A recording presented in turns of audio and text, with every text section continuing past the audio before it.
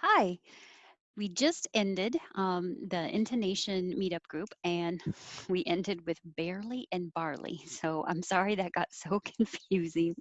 So let's go back to the sentences and I'm going to, excuse me, read everything, pronounce everything so that if you want to hear it again for practice, hopefully this will be helpful. So on the first tab with sentences, um, thank you for coming tonight. Thank you for coming tonight.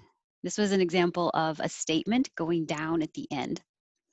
And the next one was an example of going up at the end if you're not done, and then going down when you are done. After this, I'm going to do some laundry, wash some dishes, and watch a movie. So when I go to movie, I go down and you know that I'm done with that whole idea. I would like to have a look at the place. I would like to have a look at the place. And I was wondering if I can get a lock for my office. And the difficult words in there, look as in good. And that's not to be confused with luck, like up. And lock, ah, has the ah with like hot. Look, luck, lock. Very similar.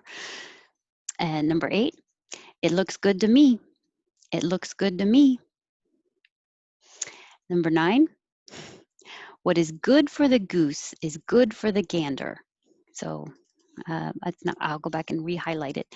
And number 10, the way it looks when it's written, what are you going to do tonight? What are you going to do tonight? Nobody ever says in perfect, like the way it looks. We make it shorter.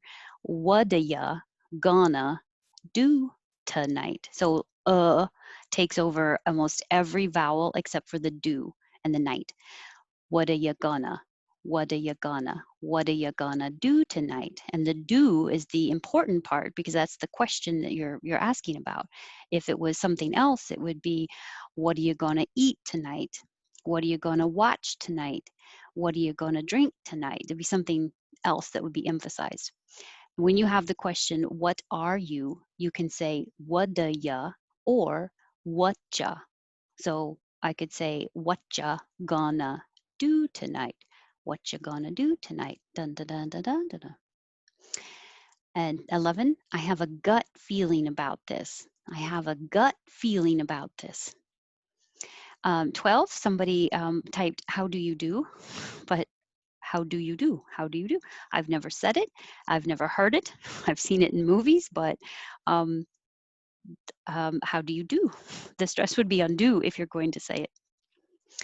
On the second tab are words, and we had a lot more words tonight. So first one, schedule. This is a weird j, sketch, and then you have to go to wool. Make your lips small, wool. Come back for the L. Schedule. Number 6, suggestion. Creature. Congratulations. June. So number 9 is a single syllable, just June, but you have to stretch the oo, stretch the vowel longer than you might usually do. If it's too short, it'll sound like June. So you have to hear the vowel sound, June. Procedure. Protocol. And 12 can be a noun, and the stress is on the first syllable, present. Or it could be a verb, and the stress is on the second syllable, present. Dun, dun, present. And the same with number 13. The noun is project, and the verb, project. Negotiation, negotiation. 15, August, just not ow, August. 16, tear. Make sure you have an E, then your tongue has to go very high. E, my tongue is high and towards the front. Tear. 17, beer. 18, creativity, creativity. And finally, barley, the grain, barley, and barely. These some 19 is barely, almost. I think somebody deleted the barley. So barely, almost, hardly, scarce. And